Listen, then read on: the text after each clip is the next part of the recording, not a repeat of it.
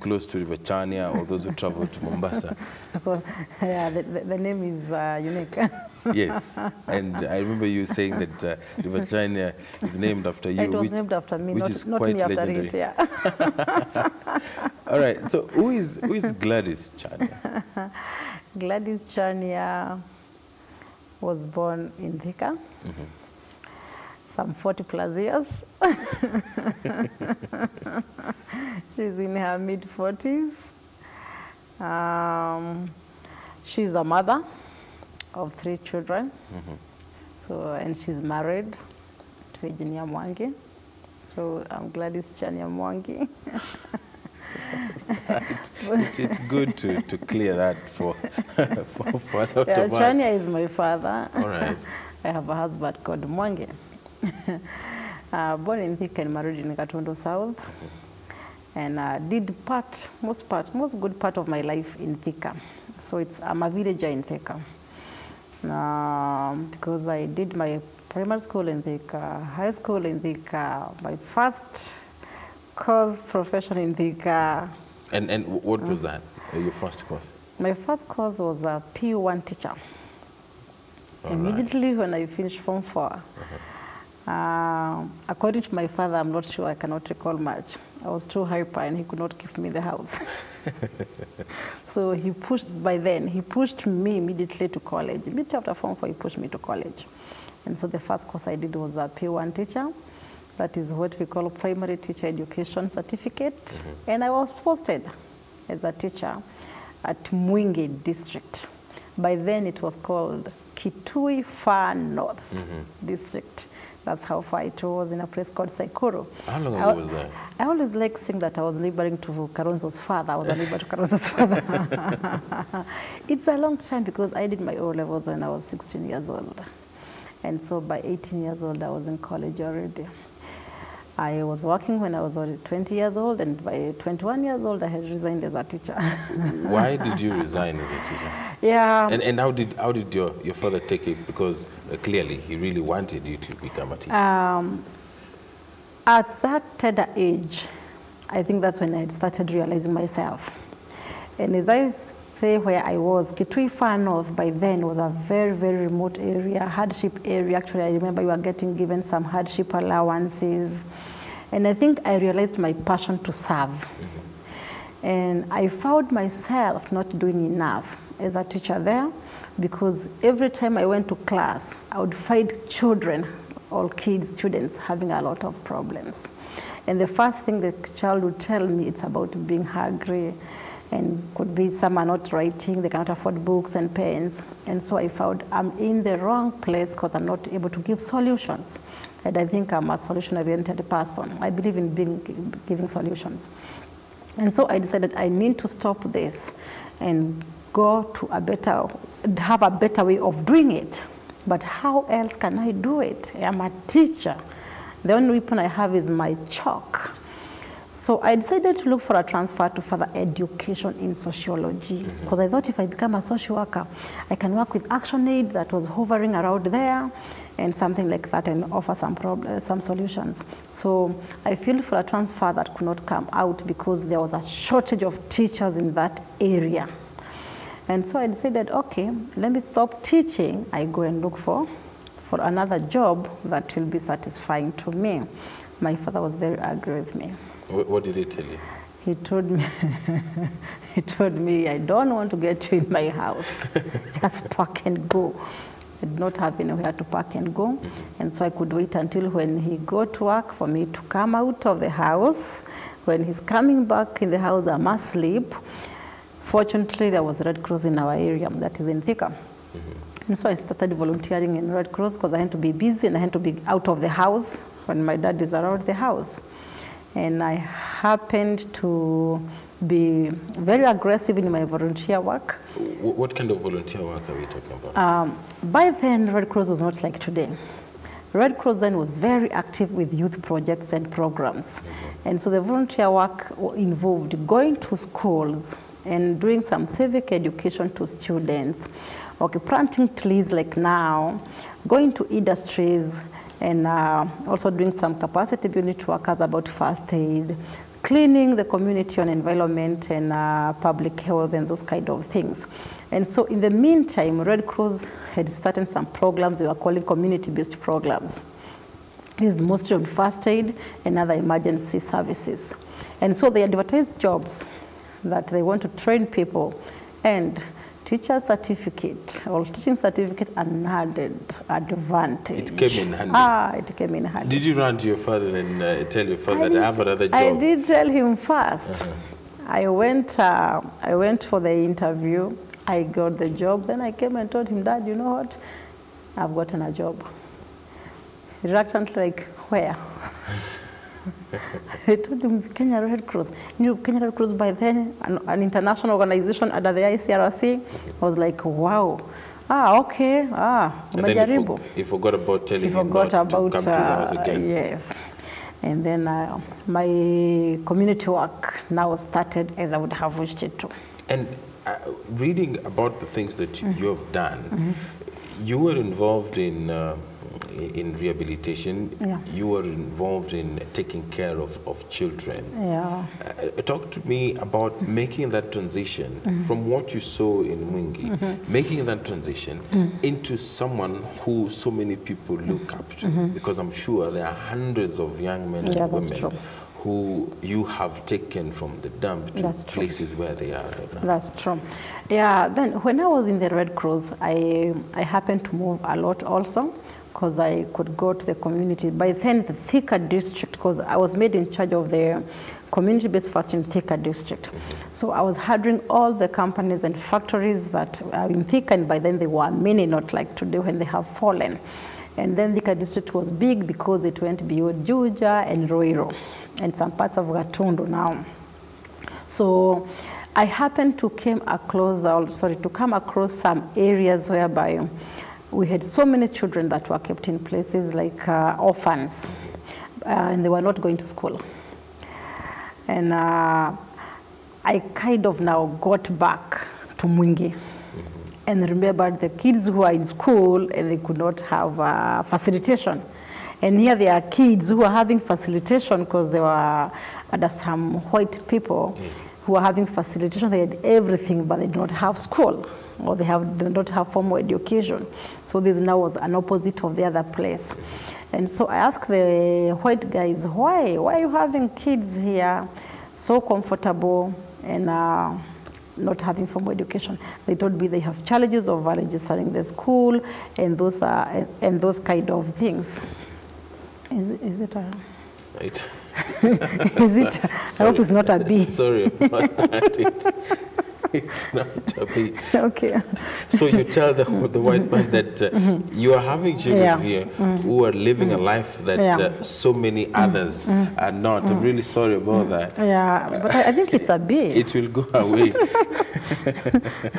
Okay. And then what did he tell you? So he told me, no, we have really trying to register this school. The area MP cannot allow us. The ministry cannot allow us. And they had so many issues that some were even very personal about the white men and the boys. And so I told them, you know what, I think I can try to register this thing. They told me you cannot make it, young lady, because I was still a very young lady. But I told them, let me dare. The white man told me, you know what, if you can, go ahead, and I'll make you in charge of this institution. I told him, really? He told me, yeah.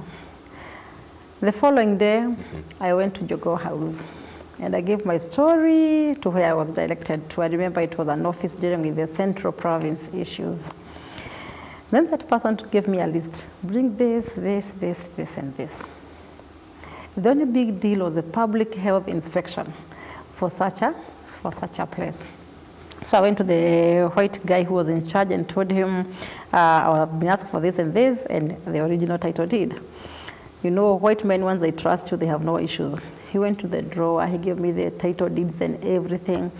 And then I went to public health.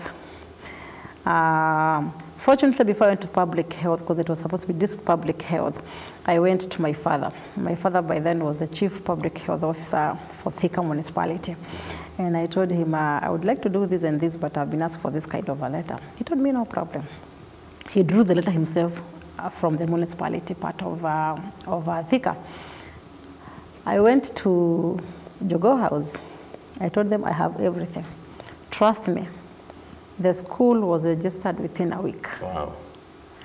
And that began the process of you helping so many. That began the process. And then also you started, after that, you started something on rehabilitation. Yeah. Talk to me about that. Then after that, after the school, and now after I've done the Spirit of Faith primary school, that's what I called it. And then it was the orphan part of it, because we were taking orphans, but I integrated the community as private students so they can subsidize or supplement the resources of the orphanage. About the rehabilitation came much later, because after Spirit of Faith, I left the country and I went to further my studies. Remember, from the beginning when I was a teacher, I was still to further my studies. So I left the country, I went to USA and furthered my studies in psychology. So I did a degree in sociology, and then I furthered my master's in child and adult psychology. Then in the process of finishing my studies, as you know, in Europe or in America, normally you wouldn't be able to do studies without some work. I happened to work for mentor people for shelter and rehabilitation of the same. After some while, and I finished my master's, and I was integrated into work with the state of Massachusetts in the governor's office. The governor of Massachusetts, by then he was Governor Deval Patrick. So I worked in his office dealing with their alcoholic, drug addicts, their shelters and rehabilitation. In the process, that is when I happened to see some CNN news and found that there is a lot of problem in the country about drug addicts, very scarce or no rehabilitation, those kind of things. And I was doing perfectly good. Perfectly good to an extent that in 2007, I got involved in the Barack Obama Joe Biden campaigns, because I would be able to mobilize those guys to go have votes, to go do what. And actually, by the time I was leaving America, I was working in Joe Biden's office. That's huge. That's really huge. So you leave America, then you come back. So after watching the CNN, that's when I realized, why don't I go do this back home? If I can do it here, for people I don't know, could be whom I'll get people I know that I can be able to help. So within 2 weeks after I saw that CNN movie, I decided I'm going home. I had family there. I had my mother and my sisters there, and I thought, like, if I tell them I'm going home, they'll think I'm mad. So how do I go about it? I sat on my computer. I bought a ticket. All right. I saw the ticket printing out, and I could not believe I'm really going back home. I took my ticket. In America, you cannot work without a car. And I had a brand new BMW car, and I knew this car, I'll return it to the showroom. So that I remain without a car, I'd be able not to go to work. So I called the BMW company and told them I want to return the car. There are no questions. Why, what? It's your choice. It's haki yako. So I returned the car. After 2 days, it was Saturday. I'm just trying to do things that will make me now, I have to go. The ticket is there. It's only me who is remaining to go. Then on Saturday, I went to church. I looked at people, we worshipped. Then in that church, people are given, they are always given chances to say something. If you have got something to say, if you can invite people for something like that. So I stood and said, I'll be leaving for Kenya. If you are in need of any household things, kindly come to my house after this. I'm sure the response was immense. What really struck me was that when you came back and you got involved in rehabilitation, and then how you managed to help so many people, especially young people, at a time when drug abuse was at its peak. And then you were able to do it at a subsidized rate, and it was accepted by the community. How did that impact your life? Immediately when I came back, you see, I had already premeditated what I want. So I came immediately and looked for a space. And I got a space where I started the consultation. And it was on consultation on treatment and rehabilitation. But you see, I could consult people for counseling therapy, but they needed rehabilitation. They did not have rehabilitation, because rehab part of counseling, it is the ward part of a doctor. So I did not have the ward part of my work. And fortunately, and I would always like to give this one a credit. Immediately when I came, I had to look for a way of doing, after, of course, being out of the country for more than 9 years. So I associated myself with the administration, the sub-chief, the chief, the DC, the county commissioner, like that. And so they were able to accommodate me very fast. And so it was an easier way of getting to the community. And in the process, that is when we were having the Kibaki Peace Talk. So they also captioned that I can be able to give, motivate and give lectures on peace. So I did it up to the bombers part of it. And that is when people realized my potential. Within that period of 3-4 months, the TNA was getting formed, the National Alliance. And then you took the opportunity. And then somebody realized me somewhere, and they wanted somebody who is non-political to steer the executive part of the campaigns at Kiambu County. And so I was hooked in as the county executive officer for TNA Kiambu County. So I got the limelight that shot so fast. Yes.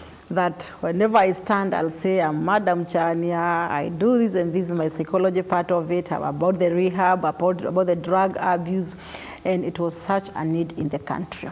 And there's so much, because I know that you tried vying for Kiambu County, woman rep, which was not successful. Yes. But I have to say that business-wise, you have been quite successful. So the question is, why, when you have something running for you, why don't you just focus on it, or you think that you can serve people more as a politician and as a leader? Yeah, I think the kind of work I do in the community about the youth, the empowerment programs, commercial sex workers, the orphans, the disability, if you look at it completely, it can work when you are on a platform that you can be able to give policies and registration of the same. And so I don't think per se I'm a politician, but I think I have got some leadership towards the society. So going to vie, or even thinking about vying, even today, it is purposely to have a platform to make me do better those things that I have passion for. Because if I think about commercial sex workers, if I think about drug and alcohol abuse, if I am in that parliament, I can be able to advocate what rightly should be done. Is it being done now the right thing? I would say no, and honestly, with no malice, it's not. Because when it's done by a professional, it's different than when it's done by a politician out of populism. Because when I'll do it, or if I can do it, I'll do it with two energies.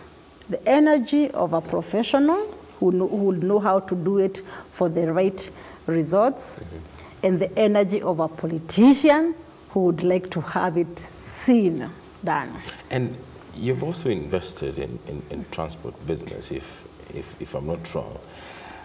When you talk about road safety and you also talk about comfort at the same time. A lot has been said about Chania buses, that as much as they are very efficient and as much as people love them, if you compare it with the numerous other companies that are also plying the same routes, they say that others have gone for more comfort and Chania has decided to go for efficiency in a way that we wouldn't really call it comfort.